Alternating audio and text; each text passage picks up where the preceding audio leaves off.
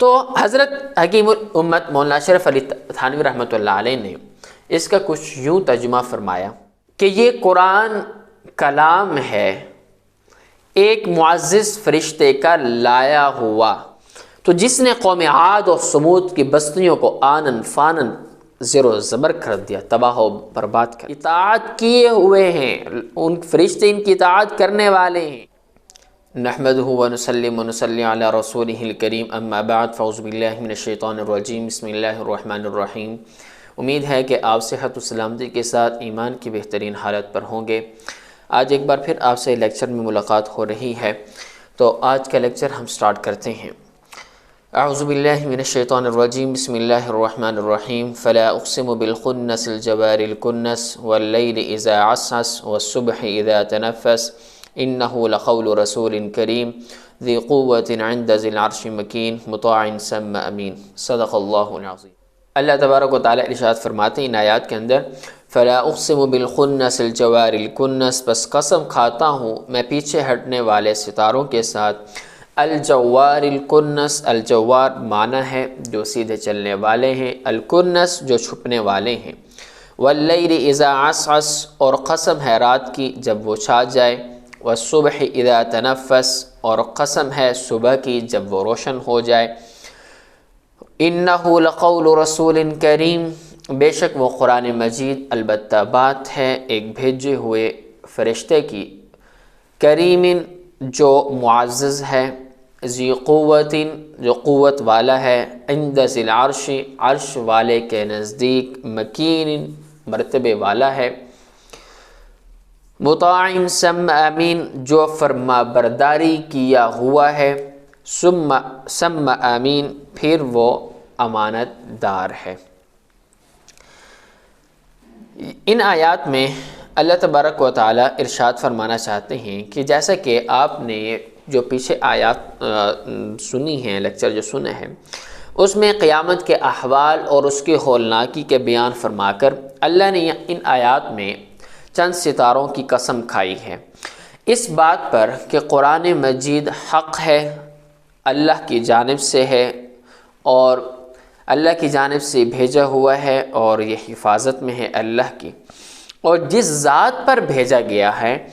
وہ بڑی ہستی والی ذات ہے، اور وہی لانے والے کو وہ پہلے سے جانتے پہچانتے تھے، اس لیے اس کے حق ہونے میں کسی کو کوئی شک اور شبہ باقی نہیں رہنا چاہیے۔ تو فلا اقسم بالخنس الجوار الکنس، ان تینوں صفات کا تعلق ستاروں سے ہے، اور ان ستاروں سے 5 ستارے مراد ہیں: مشتری، مریخ، زہرہ، عطارد، زحل۔ یہ 5 ستارے، ان کو خمسہ متحیرہ بھی کہا جاتا ہے، اور ان کی بڑی عجیب و غریب حرکات ہوتی ہیں، اور بڑی حیرت ناک حالت بھی ہوتی ہے۔ کبھی یہ مغرب سے مشرق کی طرف چلتے ہیں، سیدھے بالکل چلتے ہیں، اس اعتبار سے ان کو یہاں پر الجوار کہا گیا، اور پھر چلتے چلتے یہ رک جاتے ہیں اور ان کی حرکت بند ہو جاتی ہے، پھر یہ الٹا چلنا، پیچھے کی طرف چلنا شروع کر دیتے ہیں، یعنی مشرق سے واپس مغرب کی طرف، اس اعتبار سے ان کو الخنس کہا گیا۔ سمجھ میں آ رہی؟ اور پھر کبھی یہ چلتے چلتے چھپ جاتے ہیں، تو اس اعتبار سے ان کو الکنس کہا جاتا ہے۔ تو تینوں صفات، الخنس، پہلے چونکہ میں نے پہلے الجوار کا ذکر کیا جو کہ درمیانہ لفظ ہے، تو مغرب سے مشرق جانے کو جوار، اور پھر واپس مشرق سے مغرب کی طرف پیچھے کو طرف آنے کو الخنس کہا جاتا ہے، اور جب چھپ جانا چلتے چلتے تو اس کو الکنس کہا جاتا ہے۔ تو یہ 3 صفات ان ستاروں کی ہیں، اور پھر مقصد کیا ہے کہ ان ستاروں کا آسمان میں اس طرح چلنا پھرنا، ہیر پھیر کرنا، کبھی چلنا، کبھی رکنا، کبھی چھپ جانا، کبھی کیسے، عجیب و غریب جو حرکات ہیں، ان سے مقصد کیا ہے ان ستاروں کی قسم اٹھانے کا؟ اور اس طرح کرنے کو بتلانے کا مقصد یہ ہے باری تعالیٰ کا کہ اللہ تبارک و تعالیٰ کی قدرت کی عجیب یہ دلیل ہے، اور مقصود ان سے کہ ان کی حرکات سے یہ ہے کہ ہم اللہ تبارک و تعالیٰ کی قدرت کا مشاہدہ کریں اور اللہ کی ذات پر ہم ایمان لے آئیں۔ تو یہ اس وجہ سے اللہ نے ان کی قسمیں اٹھائیں۔ اگلی آیت میں اللہ تبارک و تعالیٰ ارشاد فرماتے ہیں وَاللَّيْلِ إِذَا عَسْعَسَ۔ عَسْعَسَ کا معنی ہوتا ہے رات کا آنا اور چھا جانا، اور رات کا جانا اور ڈھلنا بھی اس کا معنی آتا ہے، اور دونوں یہاں پر اللہ تبارک و تعالیٰ کی قدرت کو ظاہر کرتے ہیں کہ روشنی کے بعد پوری دنیا میں، جیسے دن کو روشن ہو جاتا ہے پھر شام کو، پوری دنیا میں روشنی کے بعد اندھیرا چھا جاتا ہے، پھر اندھیرا سمٹنے لگتا ہے اور اسے آہستہ آہستہ آہستہ آہستہ روشنی پھر اس سے پھوٹنے لگ جاتی ہے۔ اللہ تبارک و تعالیٰ کی قدرت ہے بڑی عجیب و غریب، سب سے بڑی قدرت جو روز ہم اپنی آنکھوں سے مشاہدہ کرتے ہیں۔ پھر اگلی آیت میں اللہ تبارک و تعالیٰ ارشاد فرماتے ہیں وَالصُّبْحِ إِذَا تَنَفَّسَ، کہ صبح کا روشن ہونا بھی اللہ تبارک و تعالیٰ کی قدرت کی نشانیوں میں سے ایک نشانی ہے کہ ساری کی ساری اشیاء کی قسم کھانے کے بعد اللہ تبارک و تعالیٰ نے ارشاد، دیکھیں کہ پہلے ستاروں کی قسمیں اٹھائیں، پھر رات کی قسمیں اٹھائیں، اور پھر صبح کی قسم اٹھا کر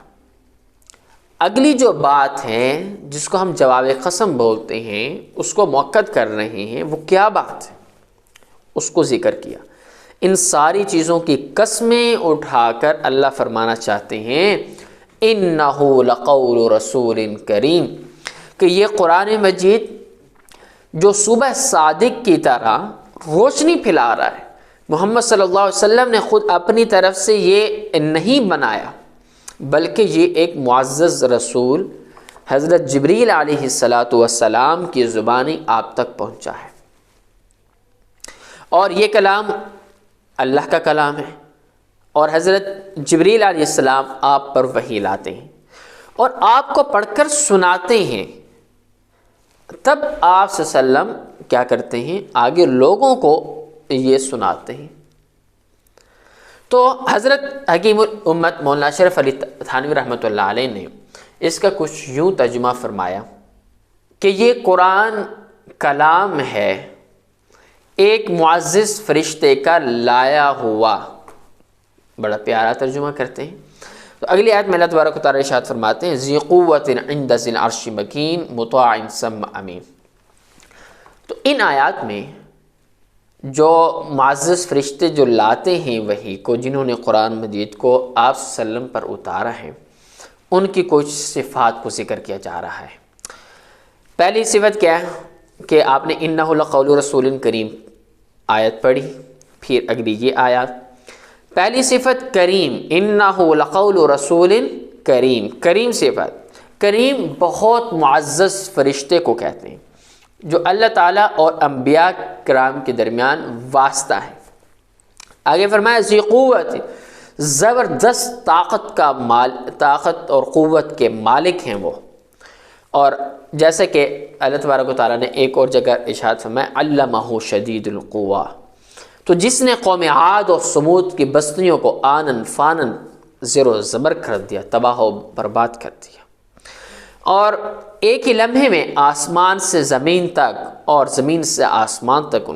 پہنچایا ان بستیوں کو، تو بڑی قوت و طاقت والے ہیں۔ عند ذی العرش مکین، کہ اللہ کے ہاں اس کا بڑا مرتبہ ہے، بڑا مقام ہے،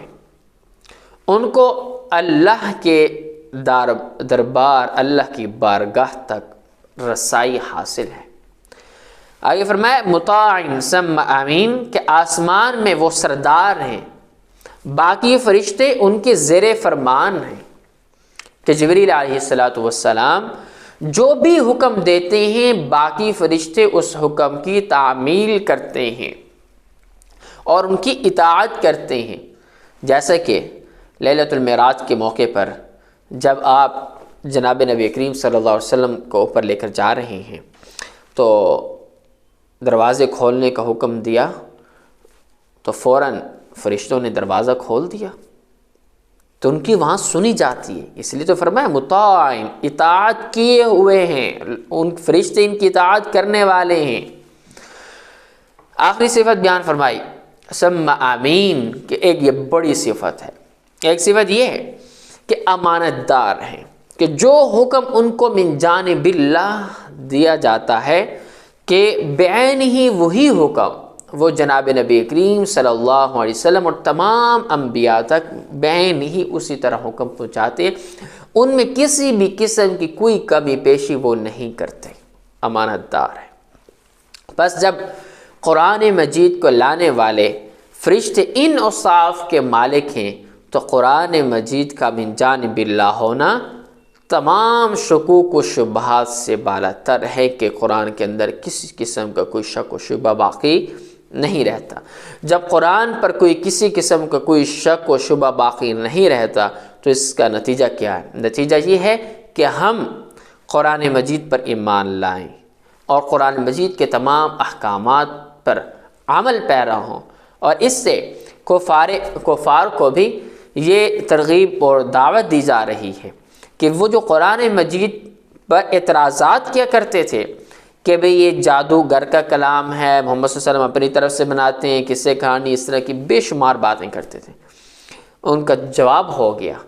کہ یہ من جانب اللہ، لانے والے بھی ان اوصاف کے مالک ہیں، تو لہٰذا نتیجہ یہی ہے کہ ہم اللہ کی نشانیوں پر غور و فکر کر کے ایمان لائیں۔ امید ہے کہ آج کا لیکچر بھی آپ کو سمجھ آ چکا ہوگا۔ اسی کے ساتھ ہمیں اجازت دیجیے، انشاءاللہ نئے لیکچر میں آپ سے ایک بار پھر ملاقات ہوگی۔ بہت شکریہ۔ السلام علیکم ورحمۃ اللہ وبرکاتہ۔